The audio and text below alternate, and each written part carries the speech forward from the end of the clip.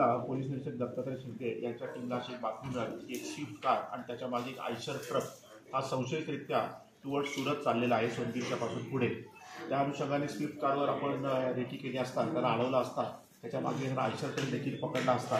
आपण एकूण 3 आरोपींना याच्यामध्ये अटक केलेली आहे। प्रद्युम्न यादव हा कांदिवलीचा राहणार आहे, वीरेंद्र मिश्रा हा पालघरचा राहणार आहे आणि श्रीराम सुधाकर पारडे हा कल्याणचा राहणार आहे।